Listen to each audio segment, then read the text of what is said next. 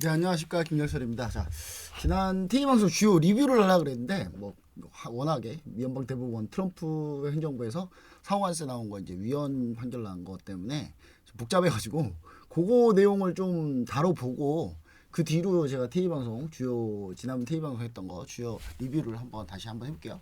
먼저 미연방 대법원 트럼프 행정부 상호관세 위헌 판결 난 걸 좀 보도록 하겠습니다. 일단 이게 이제 1심, 2심, 3심까지 가서 최종 대법원 판단이고요.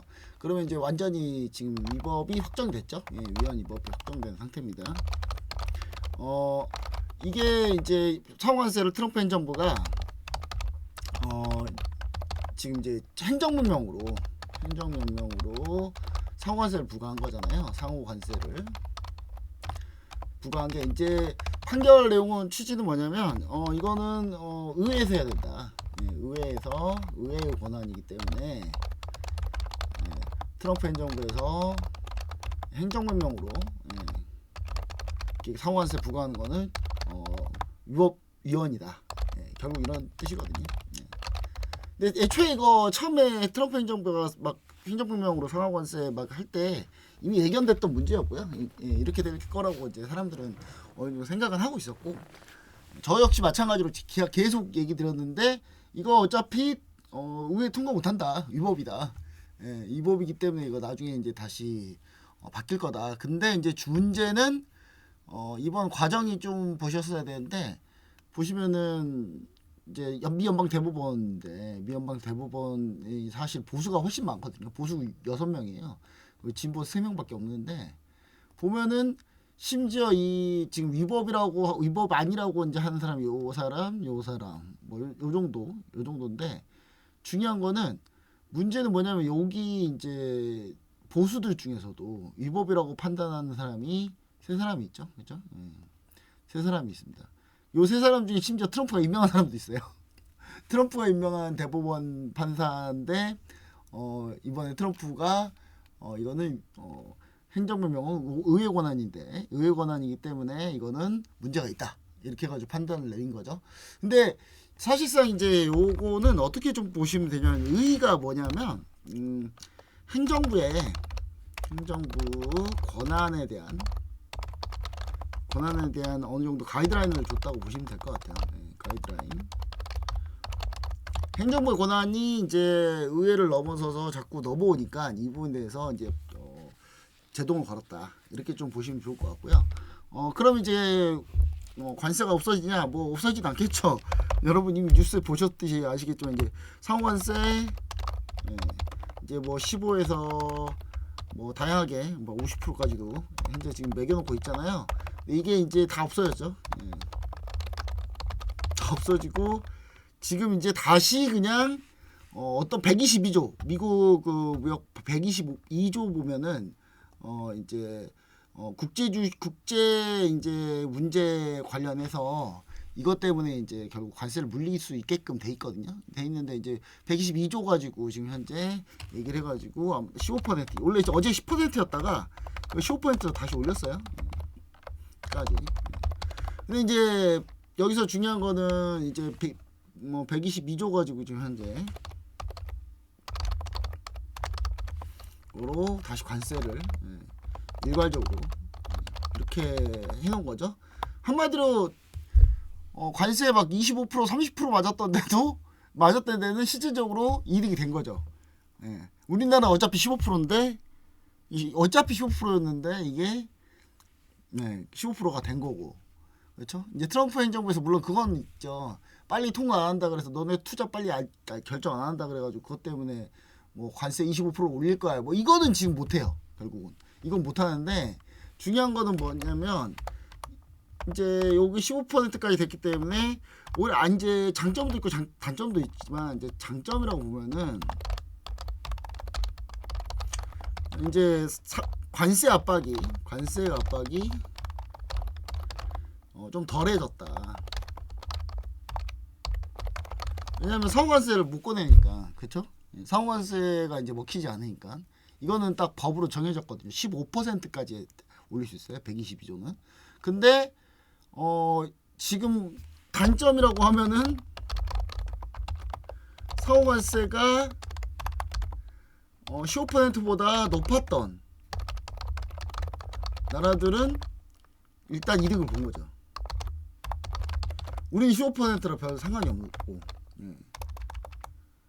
그렇기 때문에 이제 우리나라는 사실 실질적 이득은 별로 없다. 여기에 대한 실질적 이득은 별로 없습니다. 그래서 제가 봤을 때는 이런 부분들이 조금 뭐라 그럴까, 이제 향후에 문제가 좀 될 수 있겠는데, 이제 우리나라 같은 경우 그럼 이제 협상 안 지키면 되지 않냐라고 하는데, 왜냐하면 상호관세를 근거로 무역 협상을 했잖아요, 우리나라가.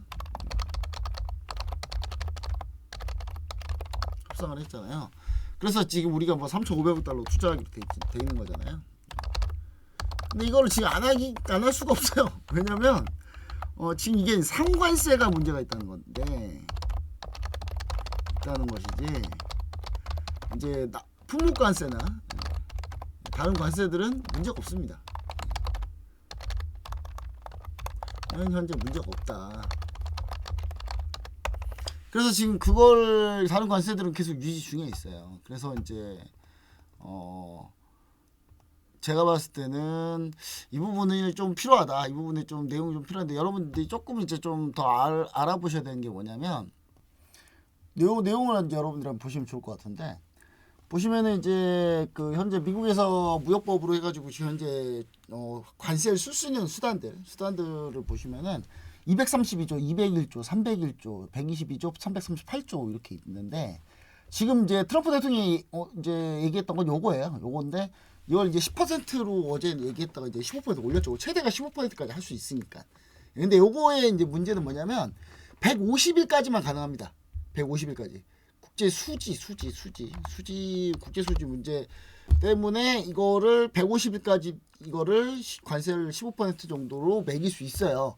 요거는 따로 조사할 필요도 없고, 조사 내용도 필요 없고, 그냥 이거는 대통령 권한으로 할 수 있는 겁니다. 근데 이게 최장 150일이에요.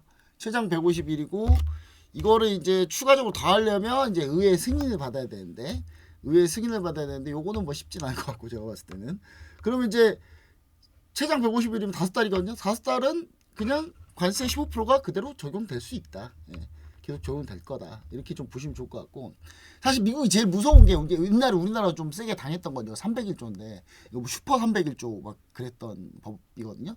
요거는 이제 미국 기업의 차별 또는 이제 무역협정에서 미국 권리를 좀 침해당했다라고 하면은, 이거는 일단 미 무역 대표부가 조사를 해야 돼요. 조사를 한 다음에 그 조사 결과 가지고 해야 되기 때문에, 조사하는데 좀 시간이 걸리겠죠. 그렇죠? 시간이 걸리고, 요거는 이제 4년, 최장 4년까지도 할 수 있는데, 요거 또 연장이 가능하고, 요건 관세율이 아예 없어요. 관세는 막 때릴 수 있어요. 이건 막 때릴 수 있는데, 아마 이거를 조사를 엄청 시켜놓고 이걸로 관세를 때릴 보복카드로 쓸 가능성이 높다. 이게 보복카드로서 상당히 유력합니다. 그렇기 때문에 301조가 있기 때문에 이 301조를 사실 피하기는 쉽진 않아요. 트럼프가 맘만 먹으면 이거 301조로 때릴 수 있습니다. 충분히. 그리고 232조, 201조 뭐 이렇게 있는데, 요것도 다 전부 다 뭘 해야 되냐면 다 조사 기관인 연방 기관들이 이걸 조사해가지고 그 조사한 결과를 토대로 이거를 관세를 매겨야 돼요. 관세를 매겨야 되는데, 제가 봤을 때는 뭐 중국 물건 같은 경우는 뭐 이런 걸로 다 진행하겠죠, 아마 제가 봐도. 그리고 제가 봤을 때 301조가 워낙 강하기 때문에 이 301조에서 다 걸립니다.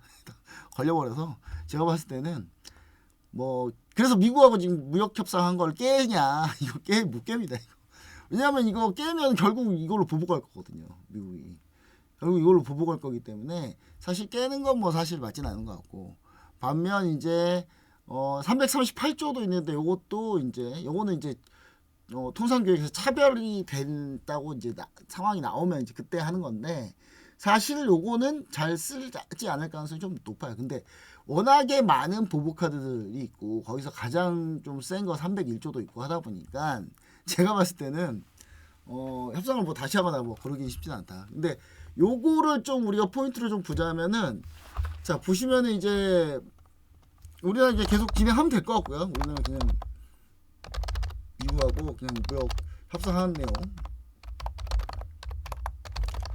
그대로 진행하면 될 것 같고요. 이제 여기서 약간 좀 달라지는 건 뭐냐면 멕시코나 이런 데는 관세가 좀 높게 맞을 수도 있었을 텐데 제가 봤을 때는 이러면 이제 멕시코에 있는 자동차 공장, 우리나라 뭐 기아차 공장이 거기 있거든요. 기아나 멕시코에 있는 기아 등 얘네들은 이제 제가 봤을 때는 좀 더 유리해졌어요. 좀 더 유리해졌다. 왜냐면 멕시코에서 어차피 얘네도 15%, 미국에서 나가는 것도 15%. 그럼 인건 비싼 멕시코 공장 쪽이 조금 더 나쁘진 않겠죠, 더. 지금 그런 상황입니다. 그러니까 우리나라 그리고 이제 자동차 관세는 품목 관세로 이미 들어가 있어요. 근데 그 품목 관세에서 뭐가 있냐면은 한국산 자동차예요. 그러니까 북미에서 생산하는 거는 관세가 품목 관세에 제외돼 있습니다. 제외돼 있는데 제가 봤을 때는 그래도 이거를 이제 122조 가지고 15% 때렸기 때문에 뭐 사실 멕시코나 캐나다가 관세를 더 세게 맞았을 경우 멕시코 캐나다 생산분이 상당히 좀 가격이 오를 가능성이 있겠죠. 근데 그 부분이 좀 차단됐다. 그 부분은 좀 괜찮다. 그래서 제가 봤을 때는 부품 공장이나 이런 거 있는 뭐 자동차나 뭐 이런 거 같은 경우는 제가 봤을 때 약간의 일부의 수혜는 있습니다만 큰 차이는 없다. 근데 사실 큰 차이는 없을 것 같다라는 얘기를 좀 드리고요. 10%까지만 했어도 사실 10%까지만 어제까지만 해도 어제 10%라고 이제 트럼프 대통령이 이제 얘기했잖아요. 어제 10%까지만 부과했을 때는 그래도 예전보다는 좀 더 낫다, 좀 더 좋다고 생각했는데 네, 뭐 다시 15%로 맞춰놨잖아요. 다시 15% 된 상황이라서 뭐 크게 뭐 문제는 없, 그냥 예전도 똑같습니다. 예전도 똑같고 별 차이는 없을 거다, 이렇게 좀 보시면 좋을 것 같고요. 우리나라는 이거하고 상관없이 아마 이제 대미 투자 대상 선정 이제 곧 나오겠죠. 곧 나올 것으로 보고 있습니다.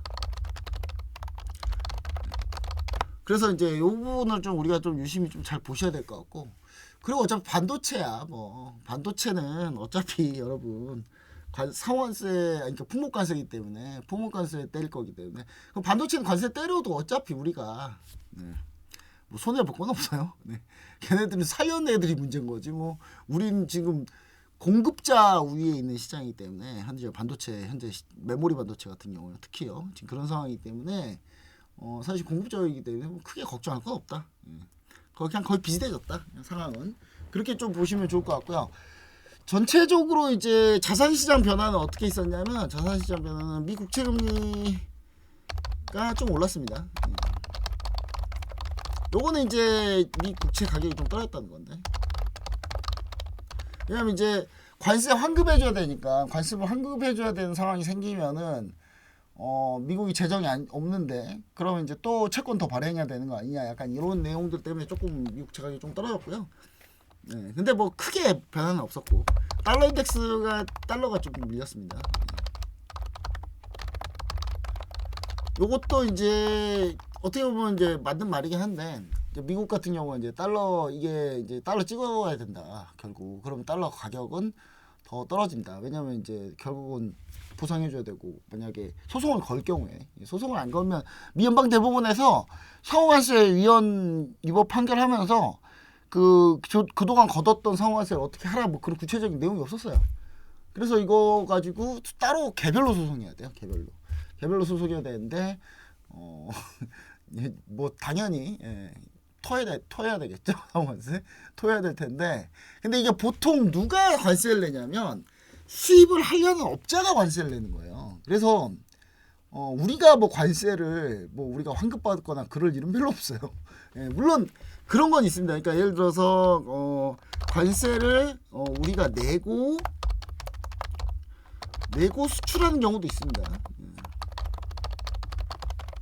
원래는 관세는 수입하는 쪽에서 이제 관세를 내는 건데, 근데 관세를 먼저 우리가 내고 수출하는 경우도 있기 때문에 이제 그런 거 같은 경우 환급을 받을 수 있겠죠. 환급에 대한 이슈, 그 이슈 때문에 아마 조금 주가에는 변화는 있을 것 같다. 변화가 있을 수도 있다. 그 부분은 좀 봤을 때는 그러면 이제 전체적으로 이제 내일 주식시장에서 아마 뭐 삼성전자야 뭐 아무 문제 없을 것 같고 반도체는 뭐 그대로 갈 것 같고 그 다음에 추가로 이제 우리가 보는 게 자동차는 일부 수혜가 있다. 근데 그 수혜 폭도 좀 줄긴 했는데 일부 그냥 관세 항목받는 가능성 정도, 자동차 일부 수혜. 그 다음에 이제 추가로 다른 산업들은 별 차이 없다. 이렇게 될 것 같습니다. 그리고 지금 트럼프 행정부에서 품목관세로 지금 로봇 관련한 거를 품목관세를 매기려고 하고 있거든요. 로봇 그다음 로봇 플러스 반도체 이쪽을. 그래서 품목관세 잡으려고 하고 있는데 요거 내용이 뭐 나오면 요것도 한번 이제 봐야 된다. 요거는 이제 미리 예고를 해놨어요. 미리 예고를 해놨기 때문에 아마 조만간에 품목관세 아마 나오지 않을까 이렇게 좀 생각을 하고 있습니다. 근데 우리가 이제 로봇을 수출할 때 이제 어떤 식으로 수출할지는 이제 그건 좀 생각해 봐야 될 텐데 미국 어차피 현지 공장 현대차 같은 경우 현지 공장 세우려고 하고 있기 때문에 그 부분도 어떻게 될지 좀 상황을 좀 봐야 될 것 같습니다. 그래서 전반적으로 뭐 내일 우리나라 주시장은 뭐 나쁘진 않을 거다. 나쁘진 않을 건데 괜찮을 것 같아요. 괜찮을 것 같은데 사실 엄청나게 좀 주가가 좀 오를 수 있는 거 아니냐라고 생각하시는 분도 계시겠지만 사실 별 차이는 없다. 그냥 뭐 크게 이게 호재도 악재도 아닌 상태가 된 것 같고요. 그 다음에 이제 일각에서 이제 이런 얘기를 합니다. 오히려 관세의 불확실성이 더 늘었다고 보는 경우도 있습니다. 이게 왜 그러냐면 지금 아까 이제 보시면 아시겠지만 이 법들을 개별로 이렇게 다 적용할 거란 말이에요. 내가 미국이 이제 이러면 트럼프 행정부에서 그럼 이제 개별로 이렇게 적용하면은 이거는 이제 사실 자기들 입맛대로 하는 거기 때문에 사실 뭐 제가 봤을 때는 개별 협상이 이제 좀 더 중요해졌어요. 약간 그렇게 보입니다 지금 현재. 그래서 제가 봤을 때는 관세 불확실성이 더 올라갔다. 뭐 말로 틀린 말은 아니다. 차라리 더 그냥 불확실해졌다라고 좀 보시면 좋을 것 같고. 그래서 우리나라가 뭐 특별히 대미 무역 협상한 거를 안 지킬 가능성은 거의 없다. 그냥 지켜야 될 가능성이 지켜야 되는 경우 지금 지켜야 되는 상황이니까 꼭 지킬 수밖에 없을 것 같다라는 얘기를 좀 드립니다. 그래서 요거 나중에 이제 뭐 변화가 좀 심하게 나오면 이제 변화가 심하게 나오는 포인트가 뭐냐면 중간 선거 때나 뭐 이럴 때 이제 중간 선거에 트럼프가 졌어요. 그러면은 뭐 관세 요거 122조는 이제 다 끝날 거고 아마 122조는 다 끝나버릴 거고 그러면 이제 다른 걸로 관세를 기본적으로 때려야 될 텐데 아마 그 때릴 만한 수단이 많지는 않을 수도 있습니다. 그때 되면 왜냐하면 전부 다 이제 의회에 그 승인을 필요로 하는 것들도 몇 개 있거든요. 그리고 물론 301조 같은 경우는 정말 이게 최악의 수단에 쓰는 거기 때문에 내가 근데 트럼프 행정부에 지금까지 하는 걸 보면은 이게 다 그냥 있다고 항상 우기고 덤비기 시작하기 때문에 사실 뭐 때리면 뭐 방법은 없습니다. 방법은 없는데 의회에서 이제 미 의회에서 이걸 제동 걸 수 있는 게 뭐 얼마나 있을지 한번 좀 보면 좋을 것 같고 저는 이제 아마 그래서 요게 끝나는 시점에서 만약에 새로운 관세가 좀 들어오다 하더라도 중간 선거에서 만약에 공화당이 크게 져버리면 저는 관세 양이 좀 많이 줄 거다. 그렇게 좀 보고 있습니다. 그러니까 결과론적으로는 뒤로 가면 갈수록 어차피 좀 더 우리가 좀 더 유리해진다라는 걸 다시 한번 얘기를 좀 드리도록 할게요. 이게 뭐 급격하게 초반에 우리한테 유리하거나 뭐 그렇게 바뀌었다라고 볼 수는 없어요. 그래서 이렇게 좀 정리를 해보시면 아마 관세 관련한 내용은 좀 정리가 되지 않을까라고 좀 생각을 해보도록 하겠습니다.